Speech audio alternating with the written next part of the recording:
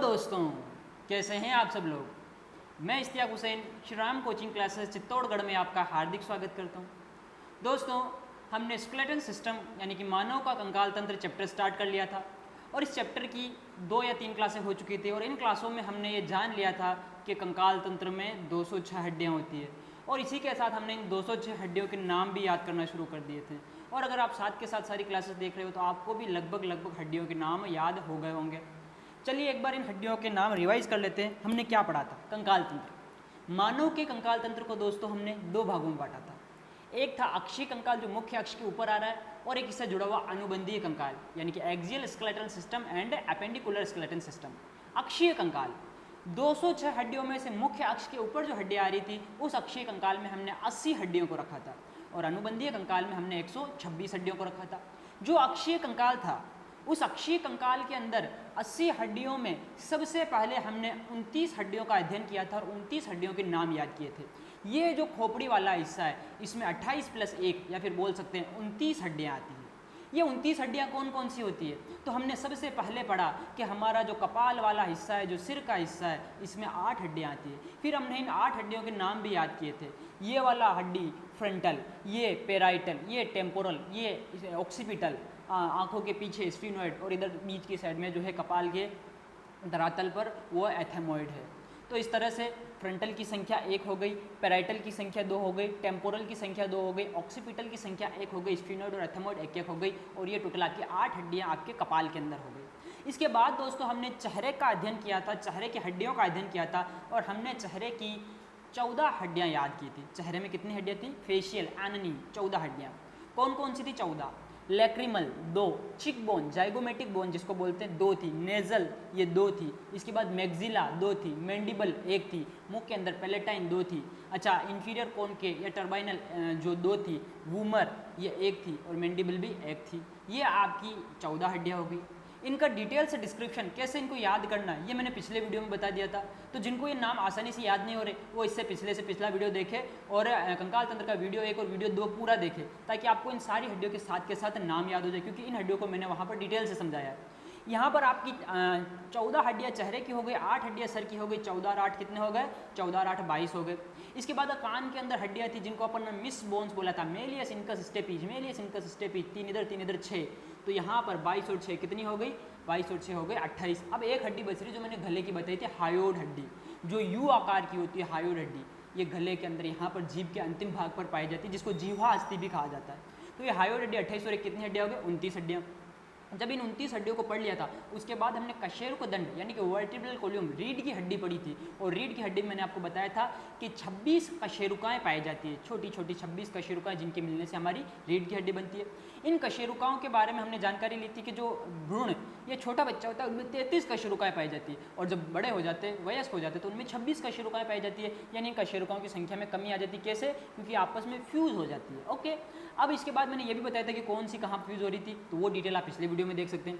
इन कशेरुकाओं को याद रखने की ट्रिक भी बताई थी और ट्रिक के साथ ही हमने इसको डिटेल से समझ लिया था कि गर्दन वाले हिस्से को हम सर्वाइकल कशेरुकाएँ कहते हैं और सर्वाइकल की संख्या 7 होती है। इसके बाद गर्दन के जो नीचे वाला हिस्सा है इसको थोरेसिक कहा जाता है, वक्षीय, इसमें 12 होती है। फिर लंबर जो कि 5 होती है, उसके बाद सैक्रम, फिर कोक्सिक्स जो 1-1 होती है। इस तरह से हमने इन 26 कशेरुकाओं के नाम याद कर लिए थे। जब ये 26 कशेरुकाएँ हो गए तो हम थोड़ा आगे बढ़े और हमने रीढ़ की पसलियाँ और उरोस्थी यानी कि रिब्स एंड स्टर्नम पढ़ लिया था। हमारे चेस्ट पर जो यहाँ पर हड्डी होती है इसको चेस्ट बोन बोला जाता है और ये संख्या में 1 होती है। और फिर हमारे अंदर 24 पसलियाँ होती है, 12 इस साइड और 12 इस साइड, या बोल सकते हैं 12 जोड़ी पसलियाँ होती है।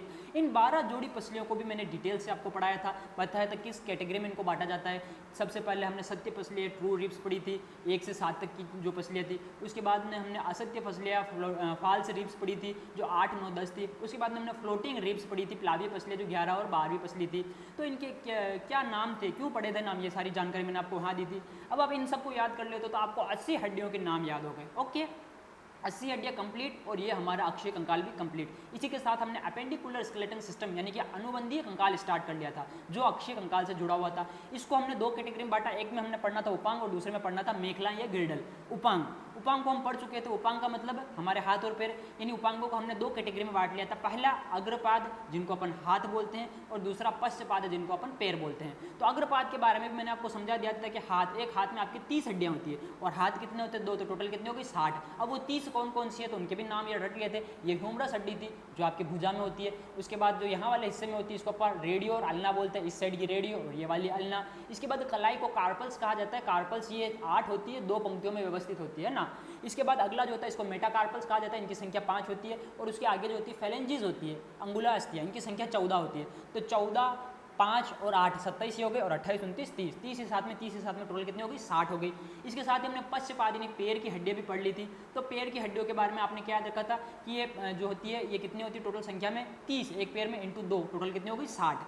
30 कौन कौन सी थी? जो पैर की सबसे लंबी हड्डी जो आपके जांग वाले हिस्से में पाई जाती है, थाई बोन, इसका नाम था फीमर, जो शरीर की सबसे लंबी हड्डी, longest bone of the body, femur. Okay, femur के बाद हमने पढ़ा था जो हमारा घुटने वाला हिस्सा है, उस घुटने वाले हिस्से में जो हड्डी पाई जाती है इसको पटेला कहा जाता है। क्या कहा जाता है? पटेला या फिर नी कैप, है ना। इसके बाद आगे बढ़े तो हमने पिंडली वाला जो हिस्सा था इसमें पढ़ा था 2 हड्डियाँ पाई जाती है, टीबिया और फिबुला। उसके नीचे जो हमारा टखना होता है उसको अपन टार्सल्स कहते हैं। जैसे हाथ की कलाई को कार्पल्स कहते हैं, उस तरह टखने को टार्सल्स कहते हैं। तो कार्पल्स में तो 8 हड्डियाँ बताई थी, लेकिन टार्सल्स में मैंने आपको 7 हड्डियाँ बताई थी। इसके बाद जो था वो मेटाटार्सल्स था जिसमें मैंने आपको 5 हड्डियाँ बताई थी। और उसके बाद फेलेंजिस था जिसमें मैंने आपको 14 हड्डियाँ बताई थी। तो 14 और 5 कितने हो गए? 19, और 19 और 7 कितने हो गए? 26।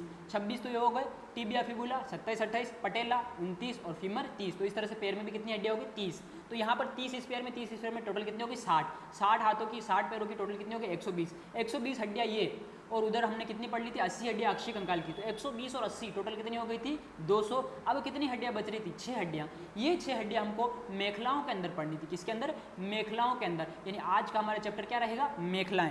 तो जो इससे पहले की जो टोटल 200 हड्डियाँ पढ़ी गई है, इनको आप पिछले वीडियो में जाकर के देख सकते हैं। आई बटन पर क्लिक कीजिए, आपके सामने पिछले वीडियो आ जाएंगे। तो आज स्टार्ट करते हैं अपन मेखलाएं। अनुबंधी कंकाल के अंदर हमको क्या पढ़ना है? मेखलाएं, गिर्डल। तो गिर्डल आपको बता दिया 2 तरह के होते हैं। एक तो होता है आपका अंश मेखला जो कंधे वाले हिस्से में पाया जाता है। ओके, दूसरा होता है श्रोणी मेखला जो आपका हिप जोन में पाया जाता है। ओके, तो अपन पहले बात किसकी करते हैं? अंश मेखला की, जो आपके कंधे वाले में। तो इसमें आपको याद रखना है इसमें 4 हड्डियाँ होती है। कितनी हड्डियाँ? 4। 2 इस साइड और 2 इस साइड, टोटल कितनी होगी? 4 हड्डियाँ। तो 4 हड्डियाँ आपको याद रखनी है अंश मेखला के अंदर। देख लेते हैं किस तरह से, जैसे आपको ये डायग्राम दिखाई दे रहा है। तो आपका जो कंधे वाला हिस्सा है ना, पीछे की साइड में, कंधे से पीछे पीठ, तो इधर आप महसूस करना, यहाँ पर आपको हड्डी महसूस होगी। इस हड्डी को बोला जाता है स्केपुला। क्या बोला जाता है? स्केपुला। तो एक स्केपुला इस साइड और एक स्केपुला इस साइड। इसके बाद में यहाँ पर आप टच करो इस जगह पर, तो यहाँ पर आपको एक हड्डी महसूस होगी, जैसे यहाँ पर ये है ना, ये इस हड्डी को बोला जाता है क्लेविकल हड्डी। कौन सी? क्लेविकल हड्डी या क्लेविकल बोन, या फिर इसी को बोला जाता है कोलर बोन। जैसे आप देख रहे हो ना मेरी कोलर यहाँ पर आ रही नहीं आ रही, तो इससे आप याद रखते हो तो इसको क्या बोला जाता है? Collar bone. तो क्लेविकल हड्डी या कोलर बोन। तो आप देख सकते हो जिस तरह से ये मैंने डायग्राम में दिखाया है, ये जो हड्डी आपको दिखाई दे रही है ये वाली ह्यूमरस है, ये वाली हड्डी ह्यूमरस। तो इसको तो हमने उपांग में पढ़ लिया था। इसके बाद ये जो पिछला हिस्सा है, जैसे इस डायग्राम में तो आपको यहाँ पर दिखाई दे रहा है आपके पीठ के ऊपर, और यहाँ पर मैंने सिर्फ इसी को दिखाया। तो ये जो हड्डी है इसको स्केपुला कहा जाता है। क्या कहा जाता है? स्केपुला। ये रही स्केपुला आपकी हड्डी। ओके, इसके बाद ये जो हड्डी मैं बता रहा हूँ यहाँ वाली, इस हड्डी को क्लेविकल कहा जाता है। ये रही क्लेविकल। अच्छा, ये क्लेविकल कहाँ पर है? कोलर के पास में है। याद रखने के लिए इसको कोलर अस्थि भी कहा जाता है। क्या कहा जाता है? कोलर बोन या कोलर अस्थि। तो ये रही कोलर अस्थि, कोलर अस्थि। इसके साथ ही आप एक और चीज़ याद रख सकते हो, इस हड्डी को ब्यूटी बोन कहा जाता है। क्या कहा जाता है? Beauty bone. Important question, beauty vitamin क्या होती है? तो ब्यूटी विटामिन विटामिन ई को कहा जाता है, और ये अपन वहाँ पढ़ेंगे जहाँ पर अपन विटामिन की जानकारी लेंगे। अभी अपन पढ़ रहे हैं हड्डियों की। तो ब्यूटी बोन किसको कहा जाता है? तो कोलर अस्थि या क्लेविकल बोन को क्या कहा जाता है? ब्यूटी बोन कहा जाता है। ओके, तो ये आपको याद रखना है ब्यूटी बोन। ब्यूटी बोन क्यों कहते हैं, इसका जवाब आपको देना है, मुझे कमेंट करके बताना है। अगर आप नहीं बता पाए और आपने पूछा कि हकीकत में आपको जानना है इसको ब्यूटी बोन क्यों कहते हैं, तो मैं आने वाली क्लासेस में आपको ज़रूर बताऊंगा। और अगर आप जानते हैं तो अच्छी बात है। ब्यूटी बोन के बाद आगे अपन चलते हैं स्केपुला की बात करें। तो ये जो आपको स्केपुला पीछे की साइड में हड्डी दिखाई दे रही है, आपसे अपना टच कीजिए पीछे, तो आप इसको टच करेंगे तो महसूस करेंगे यहाँ पर एक तिकोना हिस्सा नजर आ रहा है ना, तिकोनी हड्डी है। तो ध्यान रखना स्केपुला कैसी हड्डी होती है? ये तिकोनी हड्डी होती है। कैसी हड्डी? तिकोनी। 3 कोने नजर आ रहे हैं, डायग्राम में भी आप देख सकते हो। ओके, अब यहाँ पर टच करो इस जगह पर, तो यहाँ पर आप टच करोगे तो यहाँ पर एक उभार सा, हड्डी का एक उभार महसूस होता है ना, ये रहा, ये वाला है ना। तो इस तरह से ये क्या काम आते हैं, इस तरह से उभार क्यों दिए होते हैं हड्डियों में, तो हमारी मांसपेशियों को हमारे हड्डियों से जोड़ने के लिए इस तरह से उभार होते हैं ना, ये प्रोसेस होते हैं, प्रोसेस प्रवर्ध होते हैं, और यहाँ पर हमारी मांसपेशियाँ अटकी रहती है, बंधी रहती है। इसका नाम है एक्रोमियन प्रोसेस। क्या नाम है? Acromion process. इसी तरह से कोरोकोइड प्रोसेस और पाया जाता है, लेकिन इतनी डिटेल में अपने को नहीं जाना, क्योंकि अपन मेडिकल स्टूडेंट नहीं है, अपने को बस कॉम्पिटिटिव क्लियर करना है, जिसके लिए बहुत है। पीछे वाली हड्डी कौन सी है? स्केपुला। और ये कौन सी है? कोलर। तो 1 2 स्केपुला कोलर, 1 नंबर की तो स्केपुला, दूसरे नंबर की क्लेविकल या कोलर बोन। तो 2 ये हो गई, 2 इस साइड और 2 इस साइड, टोटल कितनी हो गई? 4 हो गई। 4 आपके कंप्लीट हो गए। 200 हड्डियाँ पहले याद कर ली थी, 4 और हो गई, 200 और 4 कितनी हो गई? 204। एक और बात, चलो अच्छी बात बता दूं आपको, यहाँ पर दिखाई दे रहा है ना, जैसे ये जो ह्यूमरस हड्डी है, ये ह्यूमरस हड्डी यहाँ पर स्केपुला के अंदर जुड़ रही है, तो यहाँ पर एक गड्ढा होता है, दिखाई दे रहा है ये गड्ढा, ये वाला गड्ढा। तो इस तरह से गड्ढा होता है, एक कह सकते हैं सॉकेट होता है, उस सॉकेट के अंदर ये हड्डी जाकर के फिट हो रही है। तो उस गड्ढे को, इस केविटी को या गड्ढे को कहा जाता है ग्लिनोइड केविटी। क्या कहा जाता है? ग्लिनोइड केविटी या ग्लिनोइड गुहा। ग्लिनोइड केविटी, हिंदी में क्या बोलेंगे? ग्लिनोइड गुहा। तो आपको एक क्वेश्चन याद रखना है, ह्यूमरस हड्डी किस गुहा में जाकर के फिट होती है? तो ह्यूमरस हड्डी ग्लिनोइड गुहा में या ग्लिनोइड केविटी में जाकर के फिट होती है। ओके, यहीं पर आपकी ये ग्लिनोइड केविटी और ये आपका अंश मेखला कंप्लीट हुआ। अंश मेखला की आपने कितनी हड्डियाँ याद कर ली? 4 हड्डियाँ। तो 200 हड्डियाँ पहले, 4 हड्डियाँ, 204 हड्डियाँ याद हो गई। ओके, इसके बाद आपको याद करनी है, आपको पढ़ना है श्रोणी मेखला। तो आ जाइए, आप पढ़ते हैं अपन श्रोणी मेखला। ओके, श्रोणी मेखला या पेल्विक गर्डल इसको बोल सकते हैं। श्रोणी मेखला में आपको 2 हड्डियाँ याद करनी है, इनका नाम ही सिंपल, कोक्सल बोन। एक कोक्सल इस साइड होता है, एक कोक्सल इस साइड होता है, दोनों मिल गए तो आपके 2 हड्डियाँ याद हो गई। ओके, अब देखना, कोक्सल तो बोन का नाम है, लेकिन ये छोटी छोटी 3 अस्थिकाओं से मिलकर बनी होती है। इलियम, इस्चियम और प्यूबिस। क्या नाम होता है इनका? इलियम, इस्चियम और प्यूबिस। आपके कमर के निचले हिस्से में होती है। तो इसका डायग्राम दिखाता हूँ मैं आपको, जैसे ये डायग्राम आपको दिखाई दे रहा है। तो ये वाला जो हिस्सा है ना, ये वाला जो आपको पिंक पिंक सा नजर आ रहा है, ये वाला हिस्सा कौन सा है? प्यूबिस हड्डी है। कौन सी हड्डी है? प्यूबिस। और ये जो येलो येलो सा नजर आ रहा है ना, ये वाला, ये येलो येलो सा है, ये इस्चियम है। कौन सी हड्डी है? इस्चियम। और इसके ऊपर जो है ये वाली कौन सी है? इलियम। जैसे आप कमर पकड़ते हो ना, तो कमर पकड़ रहे हो उस समय आप कौन सी हड्डी को पकड़ रहे हो? आप इलियम हड्डी को पकड़ रहे हो। ओके, ये मैं एक और बात आपको बताऊँ, ये इलियम की आपको स्पेलिंग दिखाई दे रहे हैं ना, इसको आप ध्यान से देखना, ये इंपॉर्टेंट है। क्यों इंपॉर्टेंट है? जैसे आप अगर कहीं डाइजेस्टिव या पाचन तंत्र वाला जो चैप्टर पढ़ा होगा आपने, डाइजेस्टिव सिस्टम वाला, तो वहाँ पर हाथों में भी इलियम आती है, तो ध्यान रखना, वो भी इलियम है, ये भी इलियम है, दोनों का हिंदी में उच्चारण इलियम ही होता है, लेकिन स्पेलिंग में थोड़ी मिस्टेक होती है, मतलब चेंजिंग, मिस्टेक तो क्या चेंजिंग होती है। तो यहाँ पर जो स्पेलिंग है आप इसको ध्यान में रखना, जब मैं पाचन पढ़ूंगा तब उसमें जरूर बताऊंगा कि वहाँ पर यहाँ पर क्या चेंजिंग आपको मिली थी। ओके, तो देखना, ये इलियम हड्डी, ये इस्चियम हड्डी और ये प्यूबिस हड्डी, तीनों हड्डियां मिल करके क्या बनाती है? Coxal bone. क्या बनाती है? Coxal bone. तो एक कोक्सल इस साइड है, दूसरी कोक्सल इस साइड, दोनों फ्यूज हो गए, तो ये आपके श्रोणी मेखला कंप्लीट हो गई। ओके, तो पेल्विक रीजन कंप्लीट हो गया, श्रोणी मेखला कंप्लीट हो गई। अब देखना, ये इधर का एक कोक्सल है पूरा, दिख रहा है आपको, और ये इधर का एक कोक्सल है पूरा, ये दोनों कोक्सल यहाँ से जुड़ रहे, दिख रहा है आपको ये वाला हिस्सा, ये इसको बोलते हैं प्यूबिक सिम्फाइसिस। क्या बोलते हैं? Pubic symphysis. यानी दोनों कोक्सल जुड़ते हैं ना, इसको बोलते हैं प्यूबिक सिम्फाइसिस।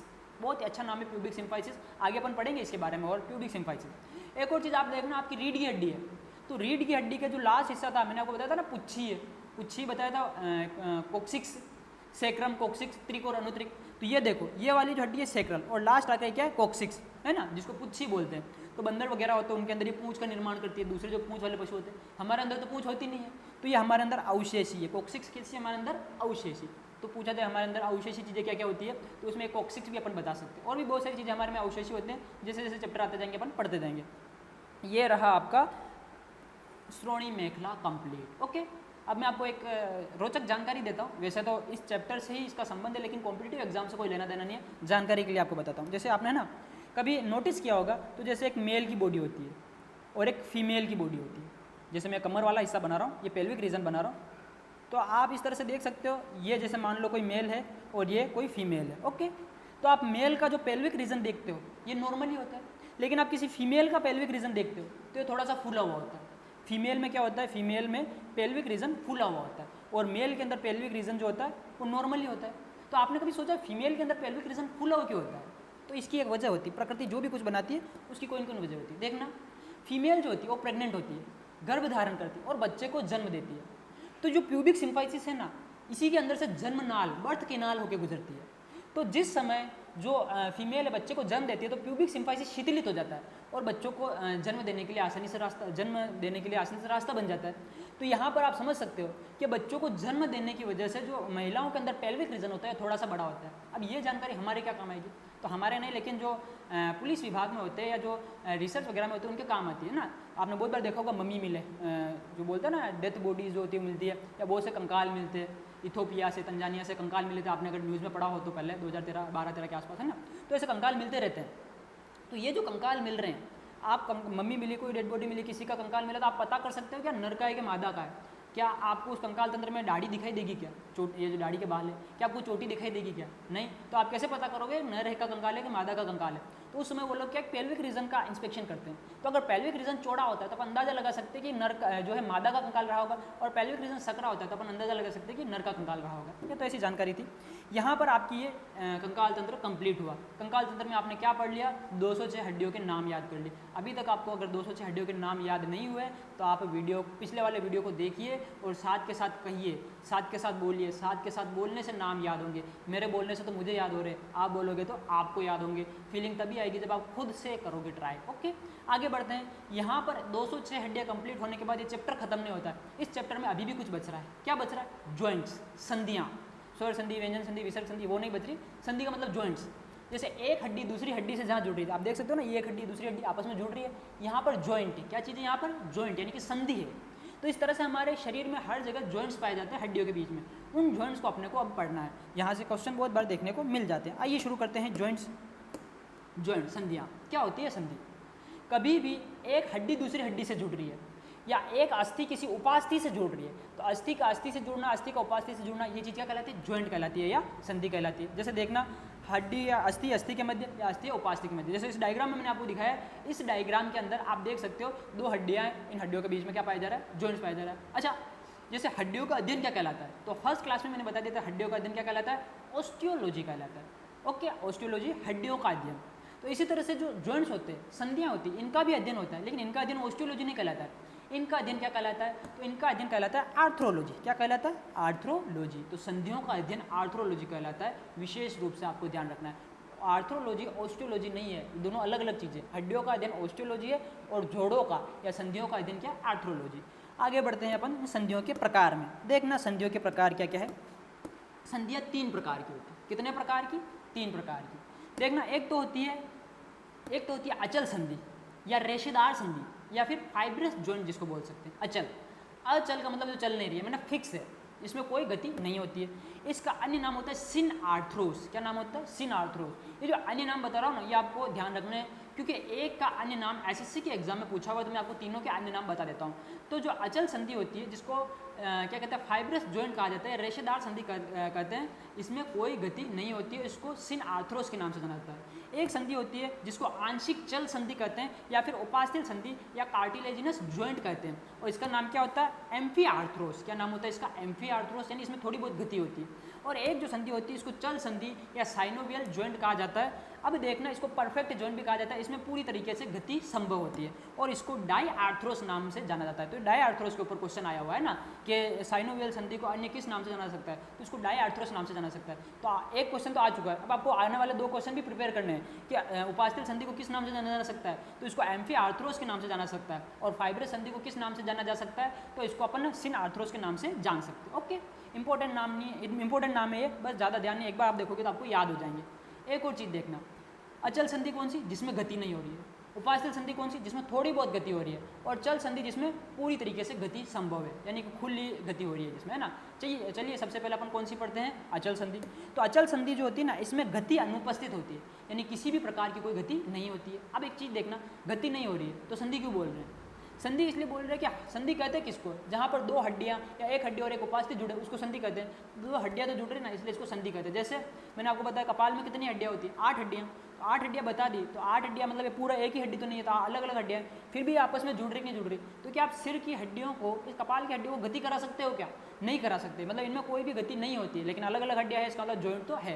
तो कौन सी संधि है, कपाल की हड्डियों में, तो यहाँ पर अपन बोलेंगे कि अचल संधि या फाइब्रस जॉइंट। ओके, देखना यहाँ पर गति अनुपस्थित होती है, कहाँ कहाँ पर पाई जाती है, तो ये आपके जो खोपड़ी के सचर्स होते हैं, C1, इनको क्या कहते हैं अपन, C1 सचर्स होते हैं, इनमें पाई जाती है। कैसे क्या है देखना, जैसे ये मान लो एक हड्डी है और ये दूसरी हड्डी है, ये दोनों हड्डियाँ इतनी मजबूती से जुड़ी होती है इस तरह से, ऐसा लगता है जैसे इनको किसी ने सील दिया हो। क्या कर दिया हो? सील दिया हो, मतलब बिल्कुल ही हिल नहीं सकती, मूवमेंट नहीं होता है। तो ये कपाल के अंदर पाई जाती है। एक हड्डी और दूसरी हड्डी दोनों के अंदर इतना टाइटली जॉइंट होता है कि बिल्कुल भी गति नहीं होती। दूसरा आप देखना, आपके जो दांत होते हैं ये जबड़े की अस्थि गुहिका में धसे होते हैं, तो इन दांतों और जबड़े की अस्थि गुहिका के बीच में जो संधि होती है ये भी कौन सी संधि है? ये अचल संधि है। आप बोलोगे दांत हिलते तो हैं, थोड़ी बहुत तो गति हो रही है, तो भैया नॉर्मल केस में दांत नहीं हिलते। अगर दांत हिल रहे तो इसका मतलब दांतों में प्रॉब्लम है ना, तो प्रॉब्लम है तो नॉर्मल कैसे हो गया ना। तो दांत तो फिक्स रहते हैं, हिलते नहीं है, और अगर हिल रहे तो मतलब वो दांत टूटने वाले हैं, बुढ़ापा है या फिर कुछ और है ना।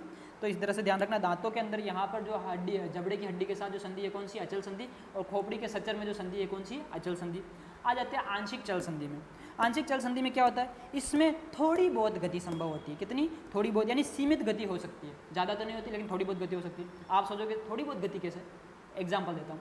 जब मैंने आपको पसलियाँ पढ़ाया था तो बताया था पसलियाँ पीछे किससे जुड़ रही है? रीढ़ की हड्डी से, और आगे किससे जुड़ रही है? स्टर्नम से। तब मैंने उसमें डायग्राम को इंडिकेट करके दिखाया था कि देखो किस तरीके से यहाँ पर उपास्थि भाग आ रहा है। इसका मतलब अस्थियाँ जो होती है ना, या पसलियाँ जो होती है ना, इनका आगे का यहाँ का हिस्सा उपास्थि होता है, उपास्थि से बना होता है। तो देखा आप यहाँ पर चेस्ट पर हाथ रख के सांस लेते हो तो आपको महसूस हुआ कि आपका जो छाती है जब सांस को अंदर लिया तो ऊपर उठ गई। इसका मतलब जो अगर ये हड्डियाँ फिक्स होती तो क्या आप सांस अंदर ले पाते? क्या आपका चेस्ट फूल पाता? नहीं फूल पाता। लेकिन चेस्ट का आयतन तो बढ़ रहा है, तो इसका मतलब थोड़ी बहुत तो गति हो रही कि नहीं हो रही। तो पसलियों और स्टर्नम के बीच में जो जॉइंट है वो कौन सा? उपास्थि जॉइंट है, वहाँ पर गति संभव है। अच्छा आप देखो रीढ़ की हड्डी है ना, तो रीढ़ की हड्डी में अलग अलग कशेरुका हैं, ये सारी है, इनके बीच में भी उपास्थि संधि है। देखो आप हल्का सा मूवमेंट करना चाहो मुड़ सकते हो, हल्का सा मूवमेंट करना चाहो मुड़ सकते हो। तो इसका मतलब रीढ़ की हड्डी में थोड़ी बहुत गति संभव है। लेकिन आप जैसे इस हाथ को ऐसे घुमा दिए, क्या ऐसे करके रीढ़ की हड्डी से आप पूरा ऐसे पीछे घूम सकते हो? पूरा ऐसे आगे घूम सकते हो? कोई कोई कर लेता है जिम्नास्टिक वगैरह, वो अलग चीज़ है, नॉर्मल तो नहीं कर पाते ना।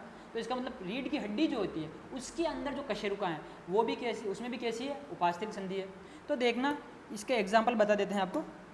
उदाहरण, अंत कशेरुक बिंब, यानी कि दो कशेरुकाओं के बीच में जो डिस्क रखी हुई है, जो बिंब रखा हुआ है, उन गद्दी के जो है ये कौन सी है? ये उपास्थि संधि है। प्यूबिक सिम्फाइसिस रिब और sternum. Pubic symphysis ribs sternum का मैंने अभी बताया, जैसे सांस ले तो छाती ऊपर आ रही। प्यूबिक सिम्फाइसिस क्या है? जब बच्चे का जन्म होता है उस समय प्यूबिक सिम्फाइसिस शिथिलित हो जाता है, बच्चे का जन्म आसानी से हो जाता है। तो वहाँ पर भी तो थोड़ी बहुत गति संभव हुई कि नहीं हुई? नॉर्मल भी गति होती है, वहाँ पर थोड़ी बहुत संभव होती है। तो वहाँ पर कौन सी पाई जाती है? वहाँ पर जो है उपास्थि संधि पाई जाती है। अब आप सोचोगे प्यूबिक सिम्फाइसिस क्या है, तो थोड़ा सा वीडियो को पीछे करके देखो। जब मैं आपको पेल्विक रीजन पढ़ा रहा था, श्रोणि मेखला पढ़ा रहा था, तभी तो मैंने बताया था इलियम, इस्चियम, प्यूबिक तीनों जुड़कर कोक्सल बन रहे हैं। एक कोक्सल इस साइड, एक कोक्सल इस साइड, और दोनों जुड़ गए तो ये क्या बन गया? ये आपका प्यूबिक सिम्फाइसिस तैयार हो गया। अच्छा एक और चीज़ ध्यान बता दूं मैं आपको, याद आ गया इसी साथ। आपको बताया था कि जो ह्यूमरस का सिर है ये इसके पोला के जिस गड्ढे में फिट होता है ना, उसको बोला जाता है ग्लिनोइड गुहा, या ग्लिनोइड कैविटी। इसी तरह से जो फीमर हड्डी होती है ना, फीमर हड्डी आपके कोक्सल के जिस सॉकेट में जाकर के फिट होती है उसको बोला जाता है एसिटाबुलम कैविटी। कौन सी cavity? Acetabulum cavity, acetabulum cavity. Okay, कहाँ पर है एसिटाबुलम? आपको दिखा देता हूँ मैं। जैसे आजा एसिटाबुलम, ये रही। तो यहाँ पर आप देख सकते हो ये जो है गुहा है ना, यहाँ पर क्या हो जाएगा? इसके अंदर आपकी जो गुहा बताई थी आपको, उसके अंदर क्या हो जाएगा? आपकी फीमर हड्डी का जो सिर है वो आकर के फिट हो जाएगा, इसीलिए उसको क्या बोलते हैं? एसिटाबुलम कैविटी बोलते हैं। अच्छा एक और चीज़ देखना, यहाँ पे मैंने आपको एक प्रोसेस बताया था, प्रवर्त बताया था। उस प्रवर्त का क्या काम था? Acromion process. ये आपकी मांसपेशियों को जोड़े रख रहा था। किससे? आपके पूरी हड्डियों से। इसी तरह से आपके जो हिप वाला जॉइंट है वहाँ पर भी तो मांसपेशियाँ, तो वहाँ पर मांसपेशियों को कैसे जोड़ा जाएगा? तो वहाँ पर जो मांसपेशियाँ उनको जोड़े रखने का काम कौन कर रहा है? वहाँ पर भी एक गड्ढा सा होता है जिसके अंदर से मांसपेशियाँ होकर गुजरती है और नर्व्स होकर गुजरती है, उसको बोला जाता है ऑब्ट्यूरेटर फोरामेन। क्या बोला जाता है? Obturator foramen. ओके, आगे देखना, प्यूबिक सिम्फाइसिस हो गया, ये सारा हो गया, आंशिक या कार्टिलेजिनस संधि हो गई। अब आपको एक और दिखा देता हूँ। अभी आपको ये वाली संधि दिखाई थी मैंने, कौन सी वाली? अचल वाली। तो बताया कि दोनों हड्डियाँ कैसी होती है? टाइटली होती है, ऐसा लग रहा है जैसे सील रखा है। इसी तरह से जो उपास्थि संधि होती है ना, इसमें ये रही हड्डी, एक हड्डी, और ये रही दूसरी हड्डी। अब इन दोनों हड्डियों के बीच में क्या पाया जाता है? White fibrous cartilage. क्या पाया जाता है? व्हाइट फाइब्रस कार्टिलेज, यानी दोनों हड्डियों के बीच में उपास्थि पाई जाती है, इस वजह से थोड़ी बहुत गति हो जाती है। ओके, ये हो गई आपकी उपास्थि संधि। इसके बाद तीसरी बच रही है चल या साइनोवियल संधि। तो ये रही आपकी चल या साइनोवियल संधि, डायग्राम में दिख रहा है। ये संधि सबसे विशिष्ट है, सबसे इंपॉर्टेंट ही है। देखो क्या होता है, एक हड्डी है, ये क्या है? बोन। इसी तरह से दूसरी हड्डी है, ये दूसरी बोन। अब ये डायरेक्ट कॉन्टैक्ट में नहीं है हड्डियाँ दोनों आपस में, इनके बीच में एक झिल्ली पाई जाती है। ये देखो झिल्ली दिख रही है आपको, ये वाली झिल्ली। इस झिल्ली को बोला जाता है साइनोवियल झिल्ली या साइनोवियल मेम्ब्रेन। तो ये साइनोवियल मेम्ब्रेन, साइनोवियल झिल्ली। ओके, साइनोवियल झिल्ली है, साइनोवियल झिल्ली पाई जाती है। इस झिल्ली के अंदर एक द्रव पाया जाता है। क्या पाया जाता है? द्रव या फ्लूइड। इसको बोला जाता है साइनोवियल फ्लूइड। क्या बोला जाता है? Synovial fluid, synovial fluid. Okay, अब एक और चीज़ देखना, साइनोवियल फ्लूइड जो होता है ये काम क्या करता है, ये साइनोवियल द्रव, साइनोवियल द्रव या साइनोवियल फ्लूइड ये क्या काम करता है, ये काम करता है लुब्रिकेंट का। किसका काम करता है, लुब्रिकेंट। अब ये लुब्रिकेंट क्या होता है, वे पदार्थ जो घर्षण को कम करते हैं उनको अपन लुब्रिकेंट कहते हैं, स्नेहक, हिंदी में क्या कहेंगे इसको, स्नेहक।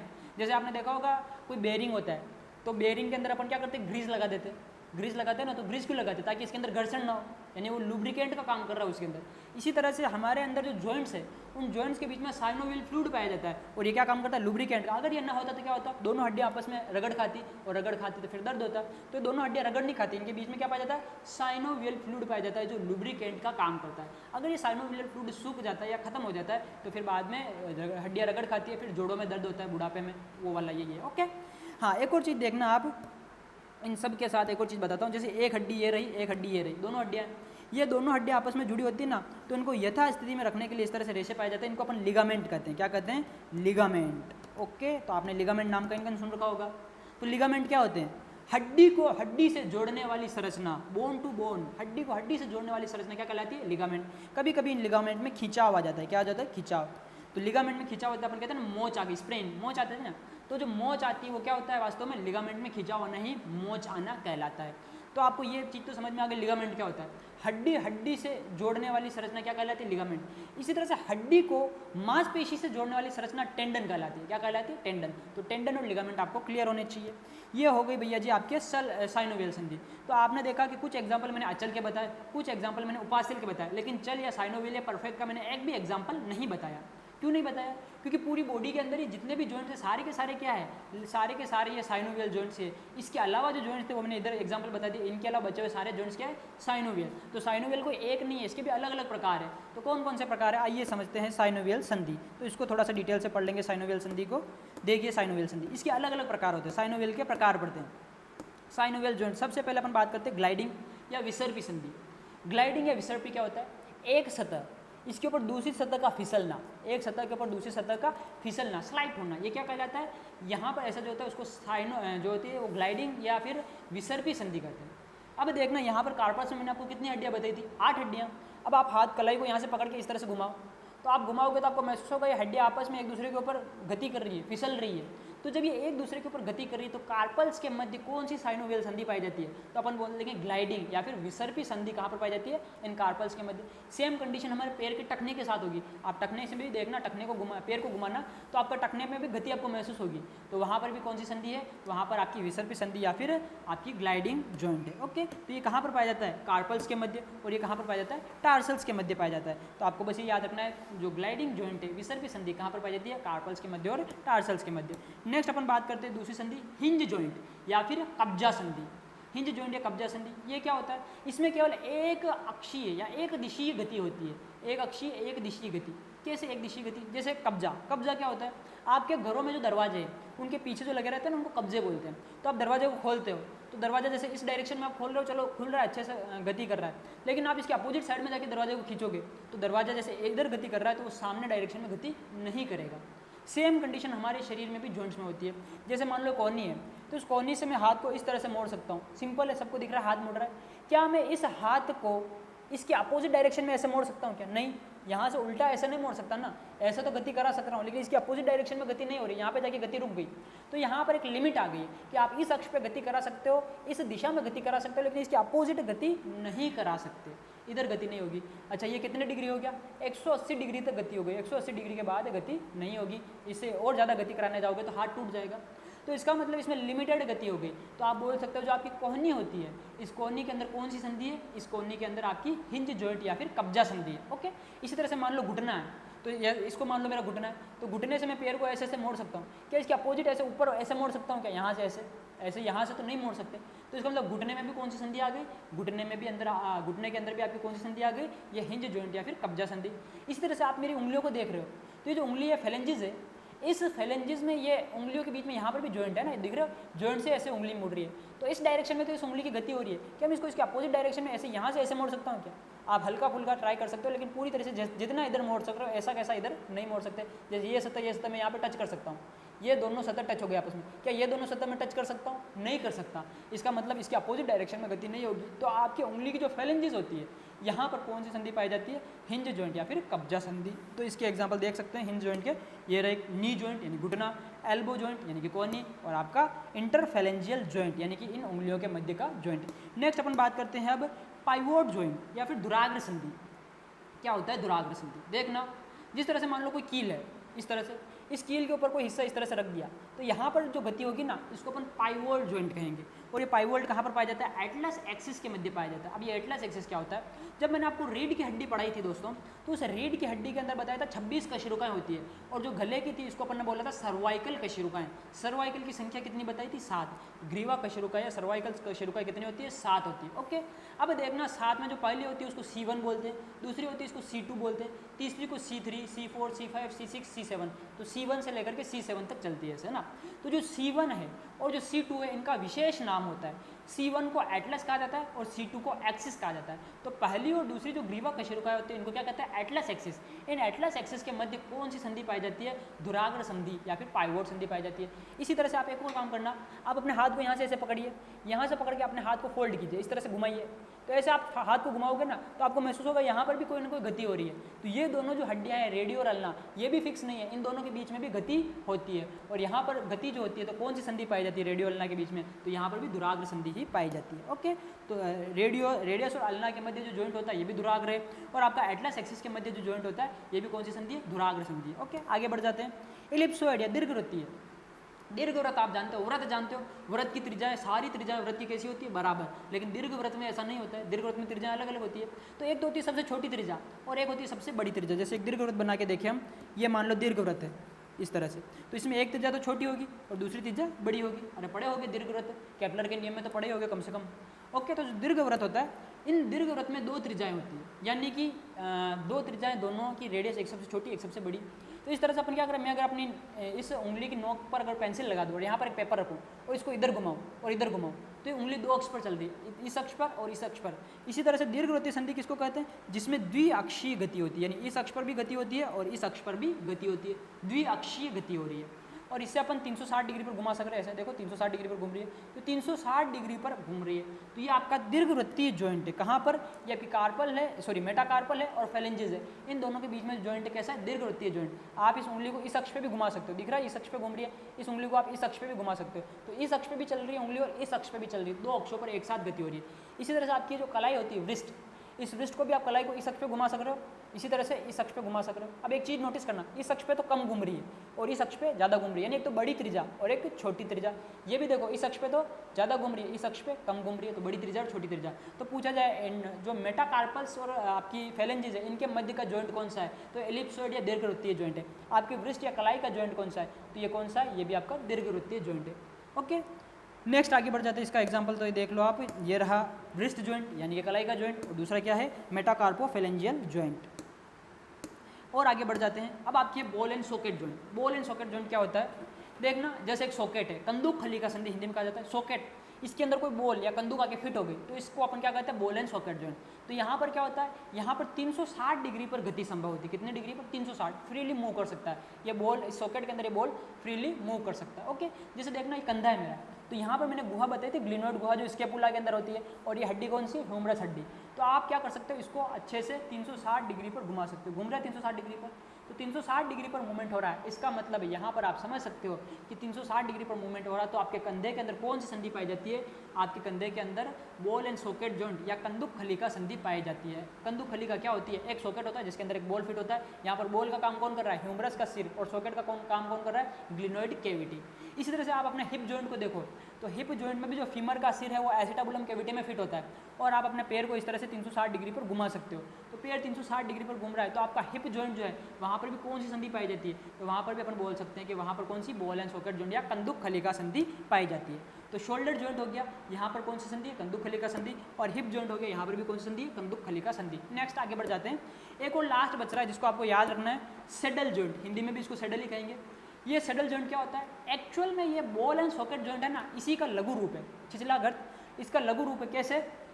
देखना, जैसे आप अपने हाथ को इस तरह से 360 डिग्री मूवमेंट करा सकते हो, आप अपनी उंगलियों को भी गति करा रहे हो। इन उंगलियों की गति इस अंगूठे की गति से थोड़ी अलग होती है। आपको पता है अंगूठा विशेष रूप से गति कर सकता है, विशेष कार्य कर सकता है, जो काम ये उंगलियां भी नहीं कर सकती। तो अंगूठे की गति उंगलियों की गति से थोड़ी सी अलग होती है। ये देखो, तो यहाँ पर जो अंगूठा है, इस अंगूठे की कार्पल मेटाकार्पल के मध्य जो जॉइंट्स पाया जाता है इसको अपन सेडल जॉइंट कहते हैं। क्या कहते हैं? Saddle joint. तो अंगूठे की कार्पल और मेटाकार्पल, अंगूठे की कार्पल और मेटाकार्पल के मध्य यहाँ पर एक विशेष जॉइंट होता है जो इस बॉल सॉकेट जॉइंट का ही छोटा रूप है, इसीलिए इसको क्या कहते हैं अपन? सेडल जॉइंट कहते हैं। और ये विशेष एक ही जो आपको रटना है, याद रखना है, ये क्वेश्चन आया हुआ है एसएससी वाला क्वेश्चन जो मैं बोल रहा था, एसएससी का क्वेश्चन है, तो ये आपको रटना ही है सीधा। और रटना भी क्या है? ईजी है। बॉल एंड सॉकेट जॉइंट का लघु रूप है और कहाँ पर पाया जाता है? एकमात्र आपके अंगूठे के कार्पल और मेटाकार्पल के मध्य पाया जाता है। उंगलियों की बात करें तो उसका नहीं है, सिर्फ अंगूठे की बता रहा हूँ। अंगूठे की कार्पल मेटाकार्पल के मध्य कौन सा जॉइंट पाया जाता है? तो सेडल जॉइंट आपको याद रखना है। इसी के साथ आपके सारे के सारे जॉइंट्स कंप्लीट हो गए। ये जॉइंट्स कंप्लीट होते ही आपका चैप्टर भी समाप्त हो गया। अब आपका चैप्टर तो समाप्त हो गया, मैंने आपको 206 हड्डियों के नाम याद करा दिए और मैंने आपको सारे जॉइंट्स भी सिखा दिए जो कि एग्जाम में पूछे जा सकते हैं। इसके अलावा भी छोटे मोटे जॉइंट्स और होते हैं, वो मेडिकल लाइन के जॉइंट्स हैं जो आपके काम के नहीं है, आपने कभी सुने भी नहीं होंगे, और इसलिए मैं पढ़ा नहीं रहा। जो आ सकते थे मैंने सारे पढ़ा दिया। इसके बाद देखना कुछ विकार होते कंकाल तंत्र के। विकार का मतलब रोग, विकार का मतलब रोग, यानी कंकाल तंत्र को होने वाले कुछ रोग कौन कौन से होते हैं? जैसे बात करते हैं ऑस्टियोपोरोसिस, अस्थि सुशीरता। ये क्या होता है? ओस्टियो का मतलब अस्थि और पोरोसिस का मतलब पोर हो जाना, यानी छिद्रित हो जाना। तो हड्डियाँ छिद्रित हो जाना, एक तरह से कह सकते हैं हड्डियाँ भंगुर, जो एज के साथ हड्डियाँ कमज़ोर हो गई और इनमें फ्रैक्चर के चांसेस बढ़ गए, तो इसको अपन क्या बोलते हैं? ऑस्टियोपोरोसिस। तो एजिंग के साथ होने वाली बीमारी है। हाँ, किसी में भी हो सकती है, जो ओवर एज हो जाते हैं, जिनकी एज 50-60 के पार हो जाती है, उनमें देखने को मिलता ही है ना ऑस्टियोपोरोसिस। बोलते हैं ना बुढ़ापे में हड्डियाँ टूट जाती है, जुड़ती नहीं है। क्यों नहीं जुड़ती? क्योंकि ऑस्टियोपोरोसिस हो गया। उनके हड्डियों के अंदर जो पदार्थ होना चाहिए, जो कैल्शियम वगैरह सब होने चाहिए, उनका जमाव कम हो जाता है, तो ऑस्टियोपोरोसिस हो जाता है। महिलाएं जो होती है विशेष रूप से, वो 45 और 50 की आयु जब पार कर लेती है तो उनके अंदर ऋतुस्राव चक्र या मेंस्ट्रुअल साइकिल जो होता है बंद हो जाता है। और जैसे ही चक्र बंद होता है, अचानक से एस्ट्रोजन के लेवल में क्या जाती है? कमी। एस्ट्रोजन के लेवल में कमी आने से उन महिलाओं में ऑस्टियोपोरोसिस की संभावना बढ़ जाती है। तो ऑस्टियोपोरोसिस विशेष रूप से महिलाओं में देखा जा सकता है जो 45 या 50 की आयु पार कर चुकी है, उनमें विशेष रूप से देखा जाएगा। इतनी जानकारी चाहिए ऑस्टियोपोरोसिस की, ज़्यादा अपने डिटेल में जानना भी नहीं है। नेक्स्ट बात करते हैं स्लिप डिस्क या डिस्क विस्थापन। ये क्या होता है? आपके ख़राब बॉडी पोस्चर के कारण या कुछ अचानक से वजन उठाने के कारण या किसी भी वजह से आपकी जो रीढ़ की हड्डियाँ होती हैं, इस रीढ़ की हड्डी के अंदर जो अलग अलग कशेरुकाएँ हैं, इन कशेरुकाओं के बीच में इंटरवर्टिब्रल डिस्क होती है, अंतः कशेरुक बिंब होती है, गद्दी रखी होती है, दो हड्डियों के बीच में गद्दी होती है। तो ये अपनी जगह से खिसक जाए तो बोलते हैं स्लिप डिस्क हो गया, यानी इसका विस्थापन हो गया डिस्क का, है ना। तो ये स्लिप डिस्क होता है। तो इसमें क्या वजन उठाने की वजह से हो सकता है, या फिर कहीं गिर गए कर गए इस वजह से हो सकता है। तो ऐसे आप बोलते हैं ना कमर में दर्द होता है फिर, और आप झुक नहीं सकते, ऐसे हलचल नहीं कर सकते, वो स्लिप डिस्क की कंडीशन में जो आप देख ही रहे हो। तो स्लिप डिस्क क्यों होता है? दो कशेरुकाओं के बीच की गद्दी खिसक जाती है, उसको स्लिप डिस्क कहा जाता है। ओके, नेक्स्ट बात करते हैं अर्थराइटिस, संधि शोथ। देखो संधि शोथ का मतलब क्या? संधि का मतलब जॉइंट और शोथ का मतलब सूजन। तो जोड़ों में सूजन आ जाना, तो ये भी एजिंग के साथ ही होने वाली बीमारी है। अब ये बहुत से टाइप का हो सकता है, जैसे एक तो होता है ओस्टियोआर्थराइटिस। ओस्टियोआर्थराइटिस में क्या होता है? ओस्टियोआर्थराइटिस में आपकी जो उपास्थि वाला हिस्सा होता है उसका स्थान जो होता है वो अस्थिल हिस्सा ले लेता है, यानी उपास्थि हिस्सा अस्थिल हिस्से से चेंज हो जाता है, कोमल हिस्सा कठोर बन जाता है। तो उस वजह से जोड़ों में जो दर्द होता है, कोहनी में, घुटनों में, तो इसको बोलते हैं ओस्टियोआर्थराइटिस। एक होता है रूमेटॉइड अर्थराइटिस। रूमेटॉइड अर्थराइटिस जो होता है स्व प्रतिरक्षक विकार होता है। इसमें क्या होता है कि बहुत ही ज़्यादा मात्रा में आपका जो लुब्रिकेंट है, जो आपका साइनोवियल फ्लूइड है, उसका सिक्रेशन होता है और साइनोवियल मेम्ब्रेन में भी सूजन आ जाती है, तो इस वजह से जोड़ों में दर्द रहता है। एक और होता है आपका गाउट। गाउट में क्या होता है? जो आपके साइनोवियल फ्लूइड है, इस जॉइंट के अंदर यूरिक अम्लों का, यानी कि सोडियम यूरेट का, इनका जमाव हो जाता है और यूरिक अम्लों के जमाव के कारण हो जाता है गाउट। तो इस तरह से और भी बहुत से टाइप हो सकते हैं। तो ये हो गए आपके सारे इससे अस्थियों से संबंधित होने वाले विकार। ओके, हाँ, अब देखना फ्रैक्चर्स। फ्रैक्चर्स क्या होते हैं? हड्डियों का टूट जाना है फ्रैक्चर कहलाता है। अब फ्रैक्चर भी अलग अलग टाइप के होते हैं, कौन सा ओब्लिक है, कौन सा सीधा आड़ा है ना, इस तरह से इनके अलग अलग टाइप्स होते हैं, लेकिन वो अपने को पढ़ने नहीं होते। तो यहाँ पर आपके कंकाल तंत्र के विकार भी कंप्लीट हुए और इसी के साथ आपका चैप्टर भी कंप्लीट हुआ। आपको ये चैप्टर कैसा लगा? कि आपको 206 हड्डियों के नाम याद हुए, कि आपको सारे जॉइंट्स याद हो गए? कहीं पर कोई भी समस्या आती है तो आप कमेंट करके ज़रूर बताएं, और ये क्लास आपको कैसी लग रही है ये भी कमेंट करके बताएं। इस वीडियो को ज़्यादा से ज़्यादा लाइक करें, शेयर करें, उस चैनल को सब्सक्राइब करें। आपको अगला टॉपिक कौन सा पढ़ना है ये भी ज़रूर बताएं, ताकि हम उसी चैप्टर को आगे पढ़ाएं। जो लोग सिलेबस के बारे में पूछ रहे हैं कि हमने चैप्टर क्या पढ़ा रहे हैं, इसका कोई सिलेबस निर्धारित नहीं कर रखा, तो सिलेबस बिल्कुल निर्धारित कर रखा है और ये मैं पिछले वीडियो में बता चुका हूँ। जो गति नंबर 1 यानी पहले नंबर का जो गति का चैप्टर है उसमें मैंने पहले के 5-10 मिनट तक पूरा सिलेबस को ही बताया है। तो जिन लोगों को सिलेबस की समस्या हो रही है वो इस चैनल की प्लेलिस्ट में जाकर साइंस में जाकर के गति का जो पहला नंबर 1 गति नंबर 1 लिखा हुआ है उस वीडियो को जाकर के देखिए। उसमें आपको पूरा सिलेबस बता रखा है किस तरह से हम पढ़ाई करेंगे, कैसे कैसे चैप्टर्स कंप्लीट करेंगे। और इसके अलावा भी आपको अगर कोई चैप्टर पढ़ना है जिसमें आपको समस्या हो रही है, दिक्कत हो रही है, तो आप कमेंट करके बताते हैं, हम वो चैप्टर भी आपको कंप्लीट कराते हैं। मिलते हैं अगली क्लास में, तब तक के लिए जय हिंद और जय भारत।